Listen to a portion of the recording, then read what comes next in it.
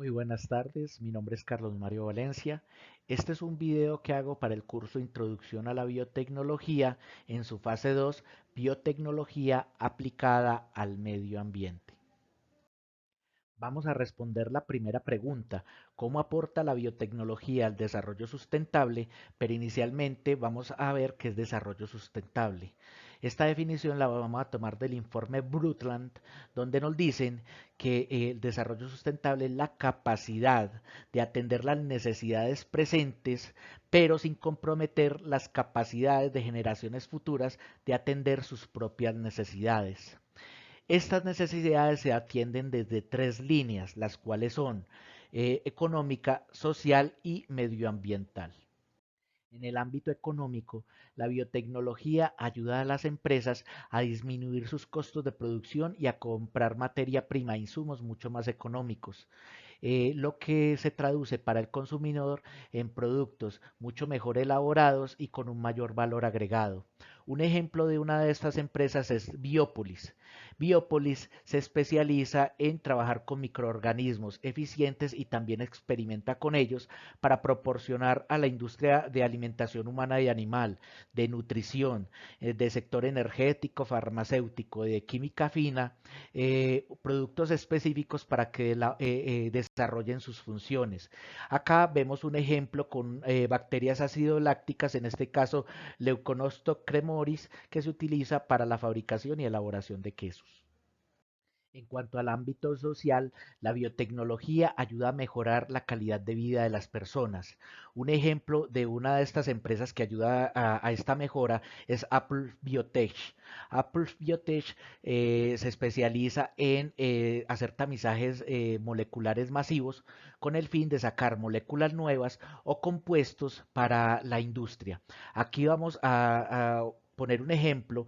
Por ejemplo, ellos toman moléculas de monosacáridos y en este caso la unen a anillos de oligosacáridos cíclicos.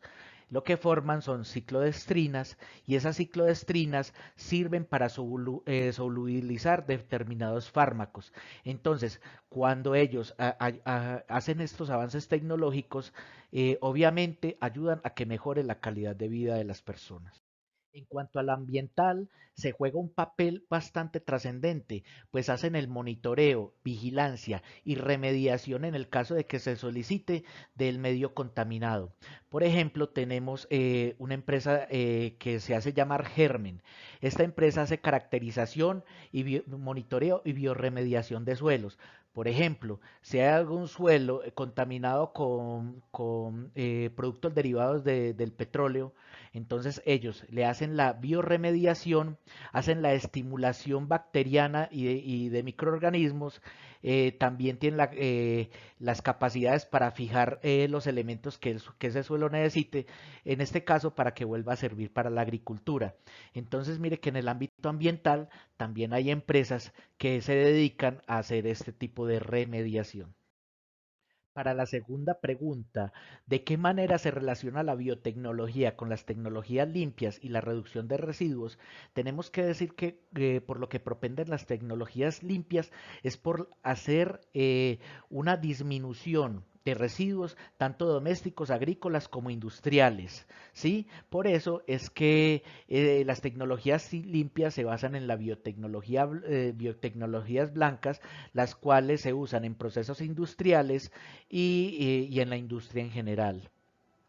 En cuanto a las tecnologías limpias, tenemos una de las principales que es la biotecnología enzimática. Las enzimas son moléculas de naturaleza proteica, las cuales tienen las siguientes características a favor. Una, que disminuyen la polución. Dos, son altamente específicas, por lo que no son tóxicas y son totalmente biodegradables.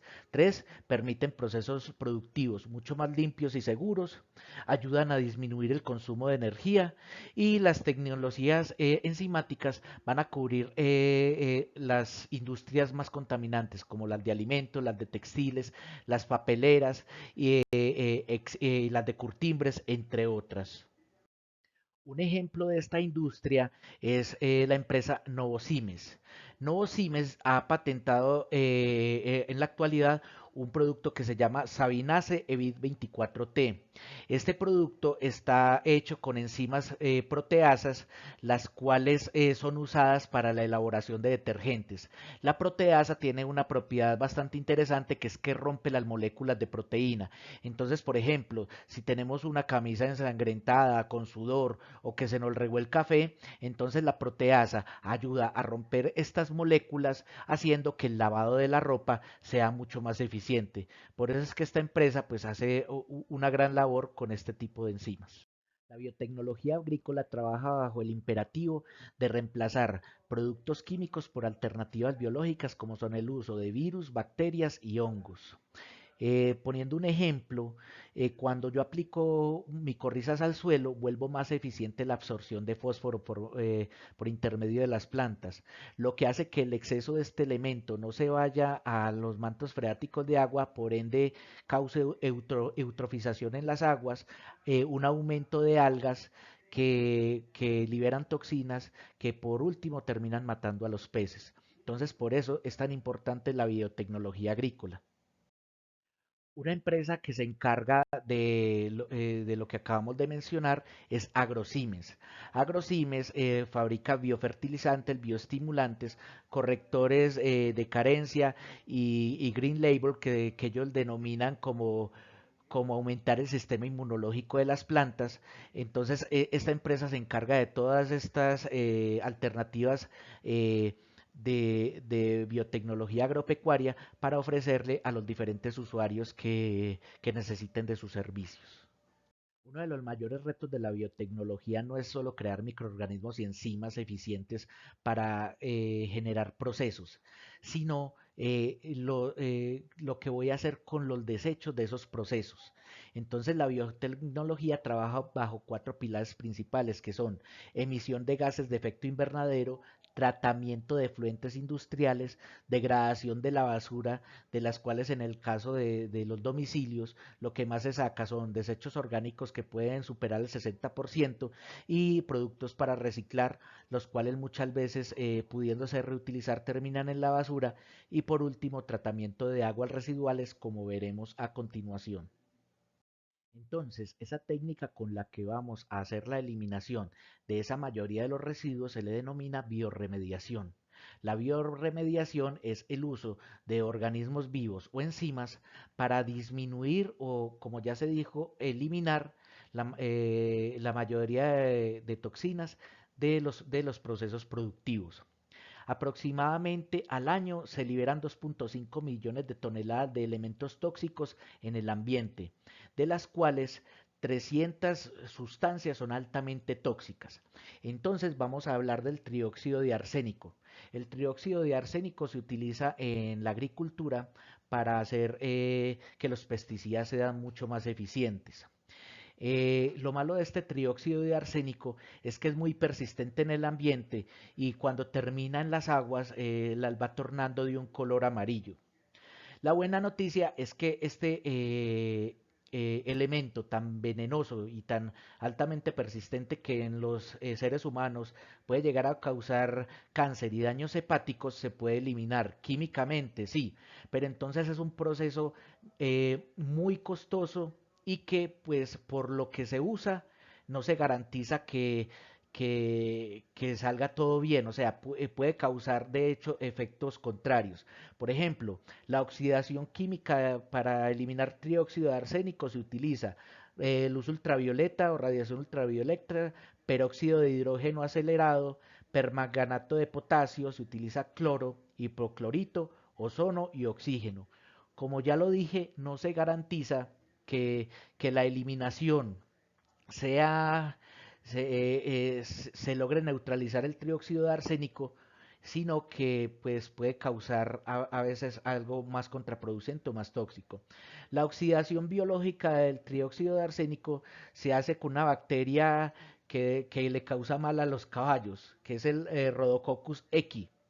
Este Rhodococcus equi en laboratorio, en pruebas de laboratorio, con 50 a 100 partes por billón de este elemento en agua ha causado eficiencias de mejora máximas al 95% en 3 días. ¿Sí? Entonces mire que pues el uso de este tipo de microorganismos puede ser mucho más eficiente que el uso de elementos químicos. Aunque en este respecto todavía la tecnología está muy joven y hay detractores que dicen que pues la eficiencia no es tan alta, pero mire que con este tipo de bacteria pues en laboratorio se han logrado grandes avances. Ya falta su parte en campo para poderla utilizar. En cuanto a la recuperación de recursos naturales, mire lo que se está viviendo ahora, la controversia que se está viviendo por la fracturación hidráulica, hidrofracturación o fracking que llaman, que es sacar el hidrocarburo por medio de agua a alta presión. Para eso ya existe una alternativa que es el uso de la bacteria Xanthomonas campestri. Esta bacteria lo que hace es aumentar la viscosidad del hidrocarburo, del fluido, para que sea más fácil de bombear. Y se bombea y el aprovechamiento es el máximo. Lo que pasa es que pues para estas empresas petroleras no es de interés por el momento porque es más fácil empujar el hidrocarburo con agua que utilizar este tipo de bacteria y esperar a que haga un efecto para poderla bombear. Entonces mire que como que las tecnologías existen. Lo que pasa es que de verdad que la mala voluntad de este tipo de empresarios de verdad que es bastante desesperante. En cuanto a la minería, existe una técnica que se llama la biolixiviación. La biolixiviación, en este caso, por ejemplo, para la extracción de cobre, se hace con las bacterias Thiobacillus ferroxidans, que además de cobre ayuda a hacer la extracción de hierro por medio de la oxidación de estos minerales. Entonces, mire que la recuperación de recursos naturales sí se puede hacer. Se puede, de hecho, aprovechar hasta las mínimas cantidades que haya, pero simplemente es que necesitamos tanto voluntad política como la voluntad de los empresarios de hacerse a este tipo de tecnologías. En cuanto a los diagnósticos de contaminación ambiental, ya en la actualidad hay muchas técnicas para determinarlos y para tomar las medidas y correctivos necesarios. Por ejemplo, en indicadores biológicos, en cuanto a las plantas, tenemos el lirio acuático o el jacinto acuático, que cuando hay demasiada eutrofización en el agua, esta planta se convierte en una plaga. Se aumenta de manera tal que prácticamente no se ve el agua, pero ha mostrado unas eficiencias demasiado altas fijando a su sistema, por ejemplo, metales pesados. Entonces, pues para infraestructuras como las represas puede ser un gran problema, pero es una planta biorremediadora altamente eficiente. En cuanto a técnicas inmunológicas, se usan enzimas. En este caso, enzimas para detectar coliformes fecales, que por ejemplo, si es positivo, el test se coloca de color amarillo y si es negativo, el test se coloca de color rojo. En cuanto a técnicas genéticas, tenemos la proliferación de identificación de poblaciones microbianas tanto en alimentos como en líquidos, como en lo que nosotros lo queramos determinar. Entonces, esto se hace con estos geosensores que ustedes ven acá. Y en cuanto, perdón, genosensores. Y en cuanto a los biosensores es cuando se junta la electrónica con la bioingeniería. Y por ejemplo, forman este tipo de sensores ópticos que ustedes ven acá, que pueden descubrir desde enfermedades en el cuerpo, como lo son cáncer, o en este caso que son biosensores de Alzheimer, que se colocan en la cabeza para determinar si hay la deficiencia de algunas proteínas para determinar Alzheimer, o también en el ambiente pueden determinar desde toxicidad en suelos hasta metales pesados. Entonces miren, la tecnología ya está inventada, solo hace falta, como ya lo dije antes, voluntad para implementarla. La relación entre la biotecnología y la biodiversidad es que estamos utilizando esa biodiversidad para dar solución a los problemas de la cotidianidad de los seres humanos. Entonces, mire que nosotros Estamos tratando de hacer esa armonización lo mejor posible. Uno de los peligros actuales que existe con esa armonización es la erosión genética, pues aún hoy en día y en el pasado hemos destruido tanto los ecosistemas que, que se han perdido muchas variedades de plantas y animales que en la actualidad y de microorganismos que en la actualidad nos han podido servir para dar solución a esos problemas. Como conclusión, nosotros debemos de dejar de ver la biotecnología como algo malo, como lo que yo les estoy señalando acá. La biotecnología, como ya lo vimos, es un compendio de cosas buenas que favorecen al ser humano y para propenderle una mejor calidad de vida. En este caso lo estamos viendo en la actualidad con la pandemia. Ya tenemos varias vacunas viables para el COVID-19 y es lo que nosotros debemos ver como la biotecnología como algo que puede salvar la humanidad. Muchísimas gracias por su atención. Espero que las explicaciones que se hayan dado en este video hayan sido de su interés y hayan aclarado muchas de las dudas que han tenido. Muchísimas gracias.